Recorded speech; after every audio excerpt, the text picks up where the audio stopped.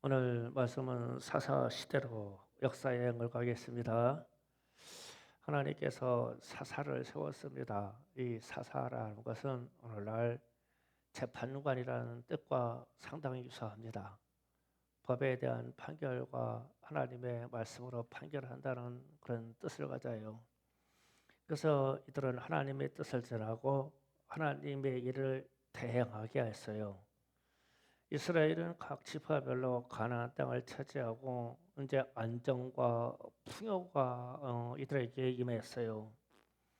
그런데 이스라엘의 모든 족속이 특별히 하나님이 그들을 뽑으시고 부른 것에 대한 이 착각을 하기 시작했어요. 많은 족속 중에 전 세계 수많은 족속 중에 유독 아브라함의 우선 이스라엘만 지목해서 이들을 내 백성이라고 했거든요. 이거는 특별한 일이에요. 어떻게 특별한 일이냐면 하나님의 나라를 세우려고 이들을 불렀어요. 그러면 하나님의 나라라는 것은 이스라엘 백성들에게는 제사장 나라가 되게 하고 이스라엘 백성들은 하나님의 백성이 되게 하고 하나님은 그들의 왕이 되려고 하신 거예요. 그러면 나라에는 이 세 가지 조건이 항상 이루어져야 왕이에요. 이 나라예요. 먼저 주권의 형태가 있어야 돼요. 옛날에는 왕이 있어야 되고 자기 백성이 있어야 되고 영토가 있어야 돼요. 이게 나라예요. 하나님의 나라에는 반드시 이게 있어야 돼요. 어떤 분들이 이런 얘기를 합니다. 우리는 교회를 이루고 교회를 개척하고 가면 성전 건축을 하겠습니다. 이런 분들이 있어요. 그러면은 이 말은 나는 하나님의 나라를 온전히 이루지 않겠다는 뜻이 돼요. 자기 터전과 자기 땅이 없고 사람만 있고 주권만 있으면 하나님의 나라가 이루어지는 데서 한쪽이 모나서 떨어져 나가요. 그러니까 하나님의 나라는 땅과 백성과 주권이 있어야 돼요. 우리 교회는 이것이 잘 되어 있는 교회예요. 땅도 있고 건물도 있고 성도가 있고 그다음에 하나님이 우리를 통치하시는 하나님의 왕이시고 이게 하나님의 나라의 개념입니다. 이 세 가지 요소 중에 한 가지가 빠지면 불완전한 하나님의 나라가 돼요. 온전한 하나님의 나라를 이루어가야 됩니다. 그래서 이스라엘에게는 하나님의 나라를 이루라고 하는 소명을 주신 거예요. 그래서 출애굽 이후에 하나님은 이스라엘 중에서 전능하신 왕이셨으며 이번에 말씀에 순종하면 모든 전쟁에서 이기고 그리고 그 땅에 이 풍년이 들고 사람들의 삶이 안정되고 평화로웠어요.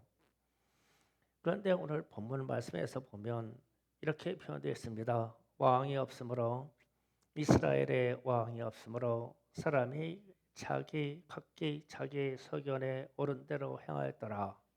왕이 없었다라고 표현해요. 왕이 없는 것이 아니고 잃어버리는 것이죠. 하나님이 왕이시거든요.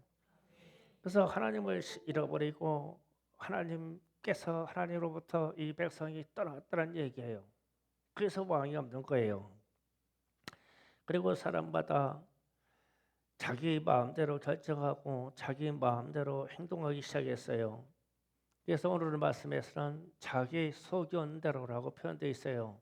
우리 식으로 말하면 제멋에 오른 대로 행하였더라. 이게 똑같은 말이에요. 그래서 선택받은 이스라엘이 하나님의 사랑을 외면하고 하나님의 말씀과 계명을 어기고 말씀으로부터 그렇게 멀리 떨어져서 하나님이 경계하는 그 말하지 못하는 우상을 섬기는 세계로까지 들어가 버렸어요. 왕을 잃어버리고 그리고 나서는 우리에게는 왕이 없습니다. 이러는 거예요. 오늘 본문 말씀이 왕이 없으므로예요. 그래서 그렇게 하나님을 섬기라고 하는데도 불구하고 하나님을 왕으로서의 섬기는 것을 버리고 말 못하는 우상에게로 가버렸어요. 그러니까 왕의 능력이 하나님의 능력이 이들에게 나타나지 않기 시작한 거예요. 그러니까 자기 소견대로 행했다는 거죠. 왕이신 하나님을 떠나면 제멋대로 살면 제 소견대로 살면 실패와 좌절과 절망뿐이에요. 죄만 일어나요. 그래서 인생이 넘어지는 겁니다. 하나님을 왕으로 잘 섬겨야 되는 겁니다. 사람이 제구실을 못하면 걸려 넘어지고 실수가 많아요. 그래서 우리말로 우리의 이 속담에 저 사람의 소견이 어째 저러냐 그래요. 똑같은 말이에요. 소견.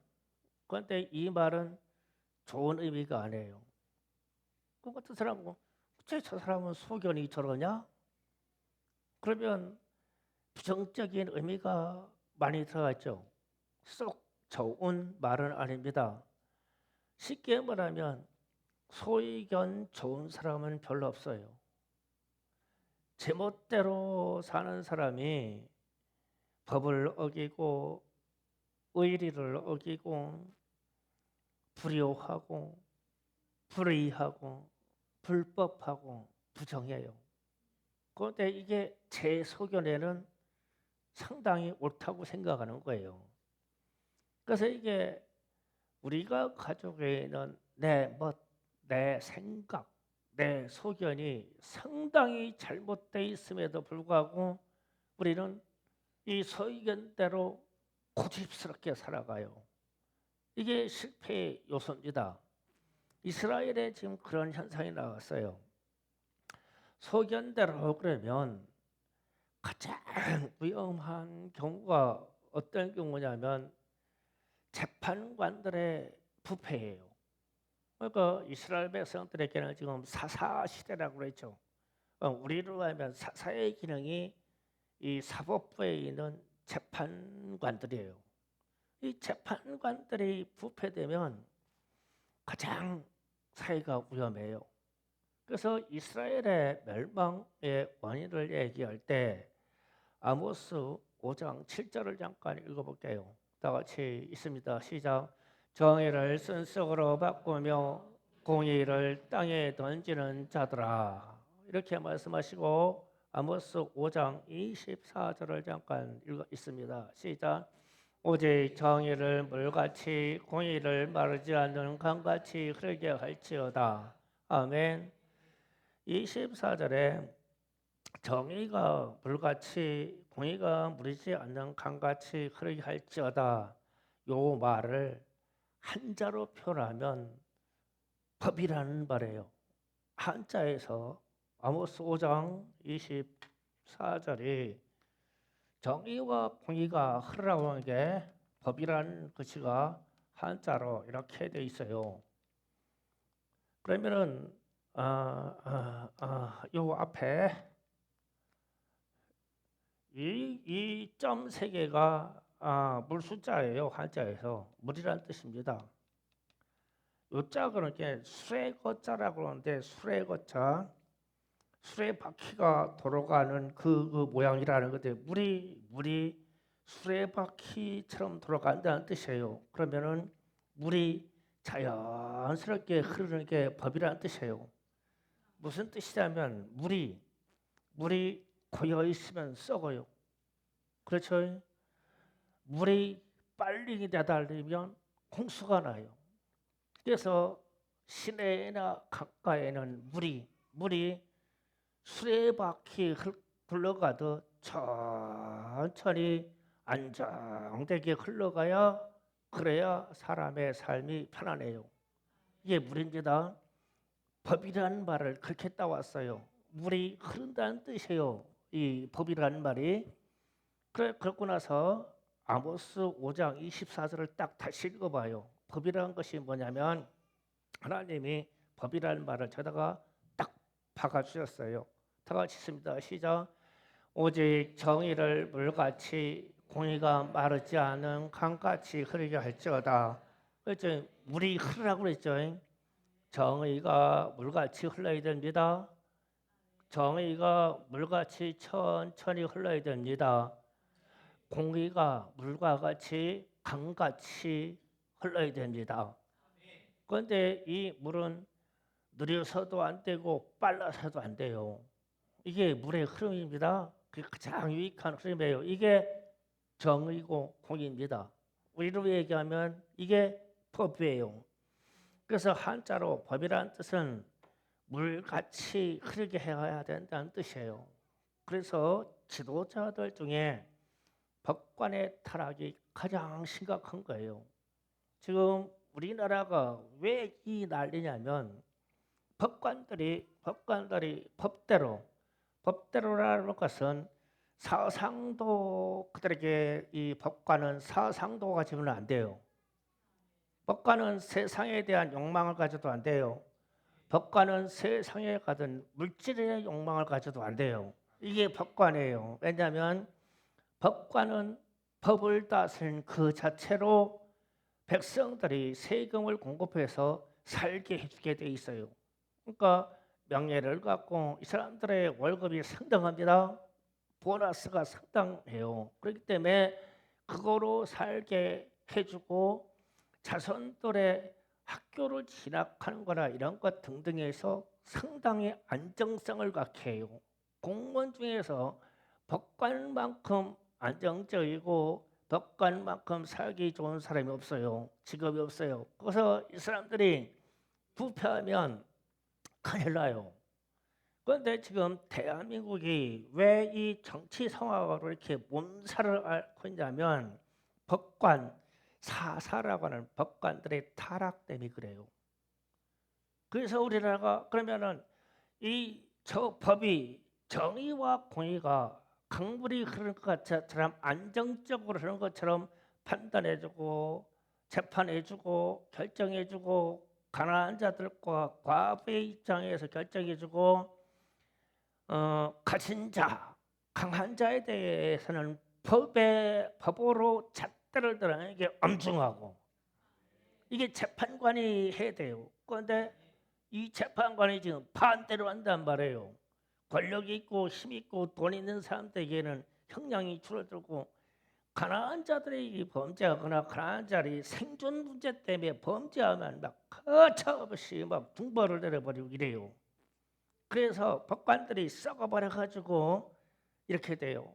그러면 무슨 현상이냐면은 백성들이 제멋대로 살아요. 오늘 말씀에 소견대로 살았더라. 백성들이 제멋대로 삽니다. 요즘 헌법재판소나 무슨 등등 재판을 해가지고 막 뉴스에 막 시끄럽죠. 그러면요 사람들이요 이 드디어 이제 내 멋대로 살 때가 됐어. 그래서 앞으로 재판 뭐 교통법 경범죄 일반적인 이 살인 도둑질 이런 걸로 우리가 입건이 백성들이 입건되잖아요. 그러면 지도자들에게 대했던 잣대를 곧바로 들었대요. 왜 누구는 그렇게 해놓고 왜 우리에게는 이렇게 하냐고. 그래서 제멋대로가 나와요. 이 법이 흔들리면. 지금 우리나라가 가장 큰 문제가 이 문제예요. 그래서 말씀 중에 오늘 말씀 아모스서에서 말씀이 이스라엘의 타락과 멸망과 좌절은 법대로 말씀대로 살아주지 않았기 때문이라는 거예요. 그러면 이스라엘의 법은 하나님의 말씀이 이스라엘의 법이에요. 우리에게도 법이 뭐냐면 하나님의 말씀이 법이에요. 이 법의 형태가 지금 세상법으로 지금 이 확대된 거예요. 어쨌든 우리가 사사들이 타락하면 법관들이 타락하면 백성들이 자기 소유견에 옳은 대로 행하기 때문에 제멋대로 하기 때문에 이 나라의 이스라엘 나라의 타락이 급속도로 들어갑니다. 법을 안 지켜요. 그래서 지금 우리나라가 지금 이런 문제들 때문에 막 데모도 많고 막 각 당 막 누구나 다 하는 말이 많고 그랬어요. 이 재판관들이 정신 바짝 차리고 정도로 들어가면 우리나라가 희망이고, 그렇지 않으면 백성들이, 국민들이 제멋대로 살기 때문에 우리는 멸망합니다. 저절로 멸망하여 한순간입니다. 그래서 어떤 나라에서 이 법을 집행함이 지금 우리나라와 같은 나라가 없어요. 이런 나라 없어요. 이슬람권만 해도, 이교도인 이슬람권만 해도 법의 잣대가 엄청납니다. 그냥 이 법대로 해요. 미국이 자유롭다고 하죠. 경범죄나 이런 거에 아주 어린 범적도 없어요. 엄청납니다. 법의 잣대가. 그런데 우리는 법의 잣대가 막 흔들려 버리는 거예요. 그래서 이 타락을 막을 길이 없어요. 그래서 사사시대 때 오늘 말씀처럼 왕이 없으므로, 왕이 없는 게 아니에요. 하나님이 왕이시고 하나님이 왕이심으로 말씀으로 주신 이 잣대가 있음에도 불구하고 백성들은 자기 소견대로, 자기 멋대로, 옳은 대로 살았대요. 그게 옳다고. 이렇게 그렇다고 산 극적인 사람이 누구냐면 룻기에서 나오는, 룻기 1절 2절에서 나오는 아비멜렉이라는 사람하고 나오미라는 사람의 이야기입니다. 좀 읽어보겠습니다. 룻기 1장 1절 2절 다 같이 읽어봅니다. 시작. 사사들이 치려하던 때 그 땅에 흉년이 든지라. 유다 베들레헴의 한 사람이 그의 아내와 두 아들을 데리고 모압 지방으로 가서 거하려 했는데 그 사람의 이름은 엘리멜렉이요 그의 아내의 이름은 나오미요 그 두 아들의 이름은 말론과 기론이니 유다 베들레헴 에브라 사람이었더라. 그들이 모압 지방에 들어가서 거기에 살더니. 아멘. 사사들이 살 때 자기들의 옳은 소견대로 살라고 할 때 아비멜렉이라는 사람이 모압 지방으로 이주했다라고 그랬어요. 그러면 우리는 그래서 이렇게 읽으면 이게 뭐 사람이 이사 가는데 무슨 문제냐 이렇게 생각하는데, 이 사람들의 이름을 자세히 들여다보면 충격적이에요. 아비멜렉이라는 사람의 이 이름이 뜻이 뭐냐면 하나님은 왕이시다는 말이에요. 아비멜렉은 하나님은 왕이시다 이 뜻이에요. 그러면 쉽게 얘기하면 이제 사사기 25장 21장 25절에서 왕이 없으므로 그랬잖아요. 그러면은 아주 극단적인 부정을 할 때, 히브리 말로 붙일 때 부정할 때 앞에다가 로라고 하면 부정이 돼요. 영어로는 노고 리을로 로 아비멜렉 이러면 왕이 없으므로라는 말이에요. 그러면 아비멜렉 그러면 하나님은 왕이시라는 뜻이에요.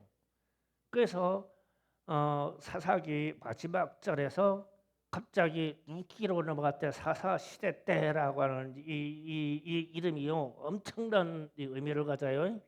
그러니까 이 사람은 자기 이름까지 뭐라고 졌냐면 아버지가 져줬겠죠. 져줬는데 하나님은 왕이시다라고 이름을 지었어. 나옴이라는 뜻은 뭐냐면 기쁨, 희락이라는 뜻이에요. 이 여인의 이름은 기쁨이라는 뜻이에요. 그래서 하나님은 왕이시라는 이름과 한 여인의 이름은 기쁨이라고 하는 이름으로 이렇게 이름을 졌어요.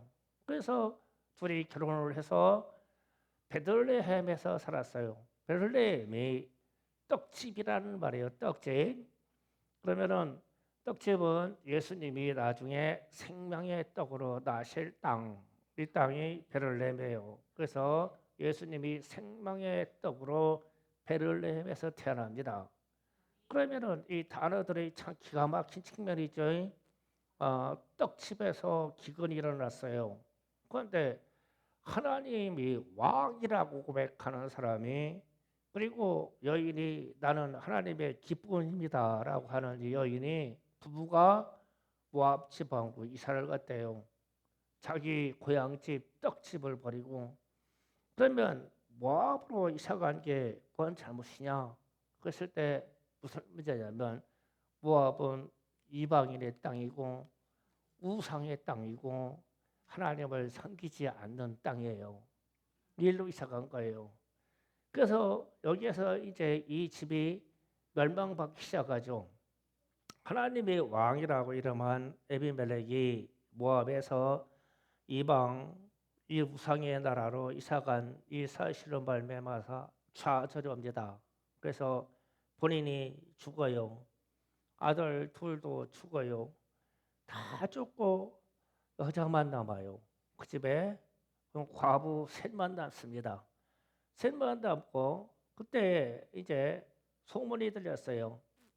자기 고향 베들레헴에 이제 풍년이 왔대요. 수년 만에 풍년이 왔대요. 그래서 나옴이라는 사람이 돌아갑니다. 자기 고향으로 돌아가는데 그때 말씀이 룻기 1장 20절 21절에서 이렇게 표현합니다. 다 같이 읽어보겠습니다. 나오미가 그들에게 이르되 나를 나오미라 부르지 말고 나를 마라라 부르라. 이는 전능자가 나를 심히 괴롭게 하셨음이니라. 내가 풍족하게 나갔다 하니 여호와께서 내게 기어 돌아오게 하셨느니라. 여호와께서 나를 징벌하셨고 전능자가 나를 괴롭게 하셨거늘 너희가 어찌 나를 나오미라 부르니라 하니라. 아멘.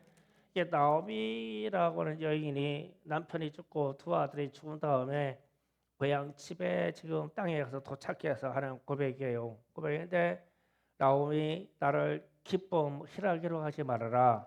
마라라는 말은 쓴 물이라는 뜻입니다. 쓴 물.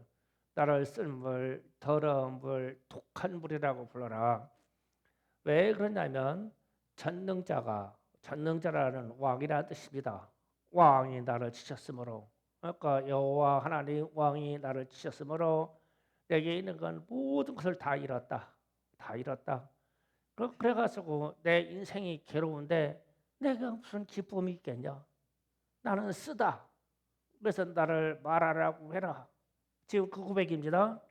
그래서 왕이신 하나님을 떠나 자기 소견대로 산 인생의 열매가 말합니다. 말아. 그게 지금 사사기에서 나오는 얘기예요. 그래서 하나님을 왕으로 인정하고 그분의 말씀대로 순종하는 것이 복의 근원입니다. 우리가 성경을 통해서 깨닫는 진리가 그거예요. 하나님으로부터 받는 복이 진리고 그 복이 참된 복입니다. 그래서 만복의 근원 하나님이라 우리가 표현하는 거예요. 이분이 우리와 함께 하셔야 복된 거예요. 그러면 하나님을 우리의 왕으로 섬겨야 복된 거예요. 그래서 왕을 버리고 자기 소견대로 산 사람은 하나님께로 돌아가야 돼요. 그래서 하나님께로 돌아가자라고 한 것에 사사기의 출발이 그렇게 돼서 왕이 없으므로 자기 소견대로 살아서 좌절을 겪고 실패를 했으니 이제는 하나님께로 돌아가자. 그런데 어떻게 돌아가냐는 거예요? 돌아가는 말씀을 호세아 14장 1절 2절로 갑니다. 이렇게 돌아가야 돼요. 호세아 14장 1절 2절. 다 같이 있습니다. 시작. 이스라엘아 내 하나님 여호와께로 돌아오라. 내가 불의함으로 말미암아 엎드러졌느니라. 너는 말씀을 가지고 여호와께로 돌아와서 아뢰기를 모든 불의를 제거하시고 선한 발을 받으소서. 우리가 수송아지 대신하여 입술의 열매를 주께 드리리이다. 아멘. 1절 잠깐 봐요. 1절. 자, 1절에 경지다. 밑에 내 불의함으로 말미암아 엎드러졌느니라. 이 말은 너희가 너희 소견대로 살다가 실패했다는 뜻이에요. 너희 소견대로 내 멋대로 살다가 너희들의 인생이 엎어졌어. 그러니까 어떻게 되냐? 내 하나님 여호와께로 돌아오라. 내 하나님 여호와께로 돌아오는데 어떻게 돌아가냐면 너희들은 말씀을 가지고 여호와께로 돌아와라. 첫 번째. 두 번째는 뭐라 했냐면 불의를 제거하고 돌아와라. 그리고 선한 바를 받으소서 이렇게 해서 돌아오라 그랬어요. 자, 이 부분을 상세히 다룹니다. 여호와께로 1절 여호와께로 돌아오라. 이 말은 히브리 말로 잘 들어보세요. 여호와아드라는 말이에요. 히브리 말로는 예호와아드라는 말입니다. 아드 여호와께로. 그런데 우리가 번역상에는 여호와께로라고 표현할 수밖에 없어요. 우리 말에는. 그런데 히브리 말로는 어떻게 표현하면은 여호와 하나님에게까지 돌아와라 이 말이에요. 그러면 여호와께로 돌아가자 이 말하고 여호와 하나님에게까지 돌아가자라는 말하고는 차이가 붙인다요. 이 의미를 잘 깨달아야 돼요. 여호와께로 여호와에게까지 이 뜻입니다. 그게 여호와 아드라는 말이에요. 이 말이 이게요. 이 참 회개하는 사람은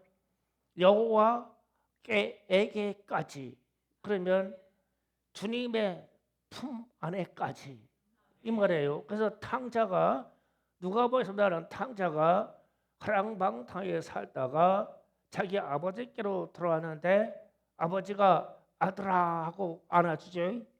그럼 안아줄 때 그 품 안에까지 이게 아버지에게까지 돌아가는 거예요. 이게 회개예요.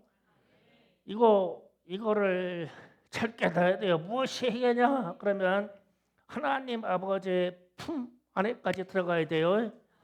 이거 좀 액션이 필요해요. 누가 연기 잘하냐? 다소리? 사랑이가 나와라. 추천한 사람이 나와라. 너구라고 연기 좀 하자. 이게 와서. 내가 아버지 역을 하고 너는 최신 딸의 역을 하자. 여기로 내려가 봐. 보세요. 얘가 집을 나가가지고 아주 얼마나 속을 새기지 몰라. 속을 새겨서 저쪽이 와, 저기까지 봐. 가지고 집으로 왔어. 거기 좀 서봐. 거기 서가지고 서라고. 아버지 잘못했어요. 용서해 주세요. 그래봐. 이러고 나가지고는 아버지 품에까지 왜 나는데 이러고 나가지고는 나 잘못했어요. 처음부터 용서해 주세요. 하고서 주변만 팽팽 돌아 왔다 갔다 해봐. 잘못했어요. 잘못했어요. 이러고 팽팽 돌아 이러고 잘못했어요. 잘못했어요. 이러고 이래요. 이거는 여호와 우리 개념의 아버지에게라는 개념이요. 여호와에게까지라는 개념이 아니야. 이거는 그러면은 오는 걸 알고 아버지가 따라 그럼 따라 그러면은 어떻게 하냐? 따라 어떻게 하냐? 아주 푸에까지 그래 됐어 알아 됐어 아버지가 알아 됐어 푸에까지 이렇게 해서 싹 다 이 순간에 얘가 무엇 잘못했는지 내 딸이 무엇 잘못했는지 뭐 무슨 짓을 했는지 아무 상관없어 이 순간에 내 딸이니까 그러면은 이 딸도 해결되죠. 여기까지야 여호와에게까지 품 안에까지 들어가 네 아버지다 맞지? 그러니까 그래서 이게 우리가 여호와께로 그러면 우리의 번역상에는 그렇게밖에 번역할 수 없는데 여호와 아드라는 말의 원어를 찾아보면은 이 설명이 길어. 그래서 설명을 자세히 보니까 하나님 아버지 품 안에까지 들어가는 게 그게 회개요. 그러니까 여호와께로 돌아가자 그러면 하나님 아버지의 품 안에까지 돌아가자 이 뜻이에요. 이게 진짜 회개합니다. 그래서 여러분이 회개 기도합시다 그러면은 하나님 뭐 잘못했어요 이래가지고 빙빙 도는 게 이게 아니야. 주님 잘못했어요. 아버지 주님 주여 아버지 해가지고 그분의 품 안으로 뛰어들어가야 돼요. 제게는 딸이 셋이 있어요. 그래가지고 제가 참 우리 딸들을 매질을 잘했어요. 그러면은 매질하면 우리 큰 딸은 도망가요. 뭐 이 담장을 넘어 막 이웃집이 가서 남의 집에 가서 전화해요. 도망가서. 그 쟤는 괘씸죄로 더 얻어맞아 나중에.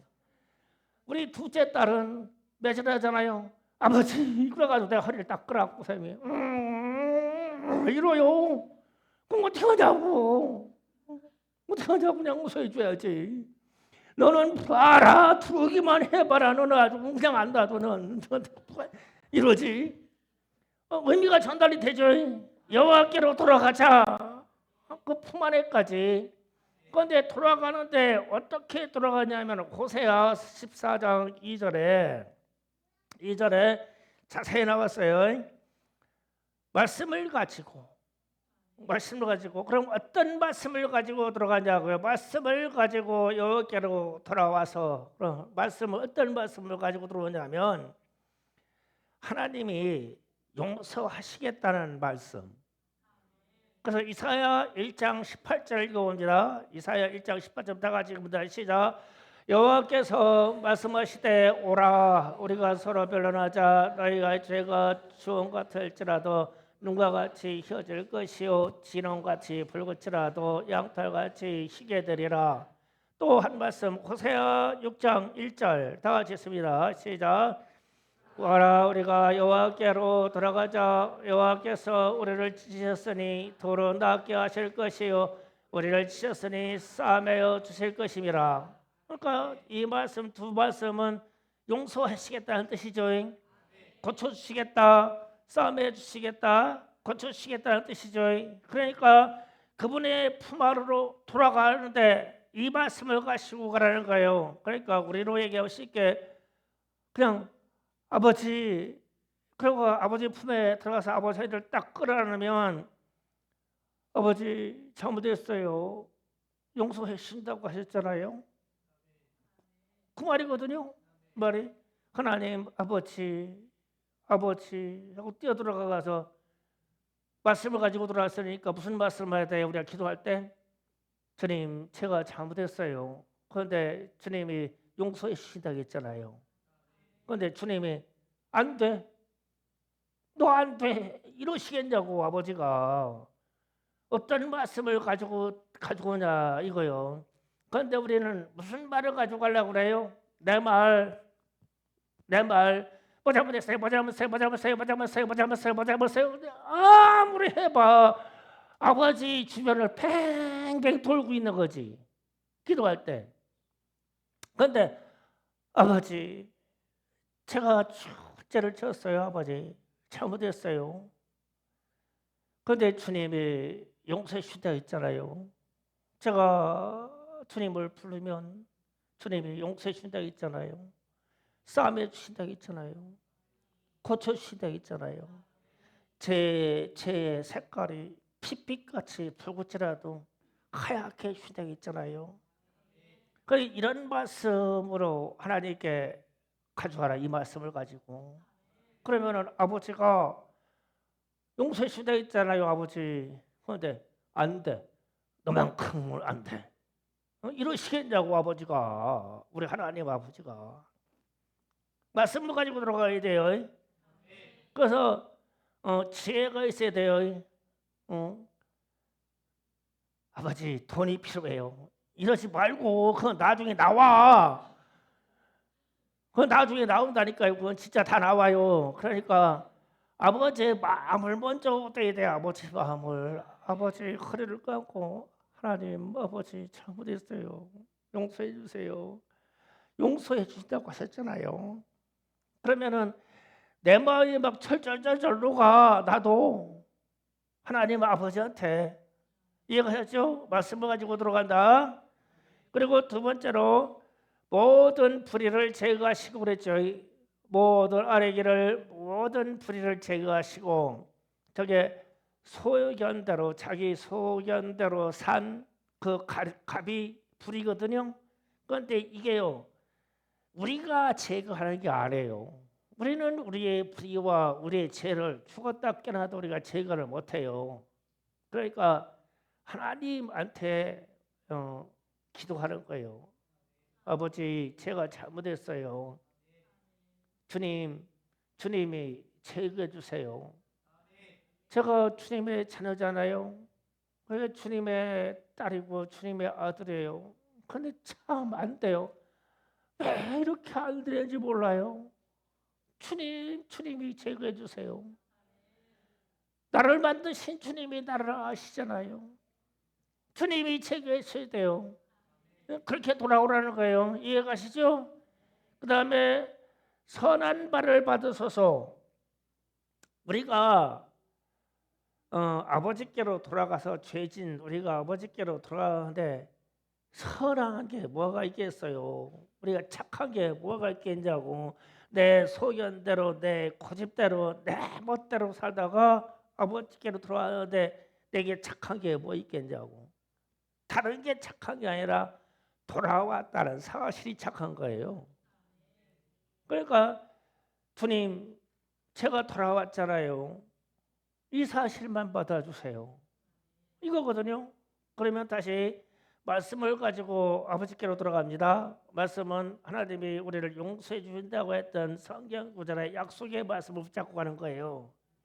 그래서 내게 있는 죄악과 내게 있는 모든 불의를 제거해 주세요. 선한 발을 받아주세요.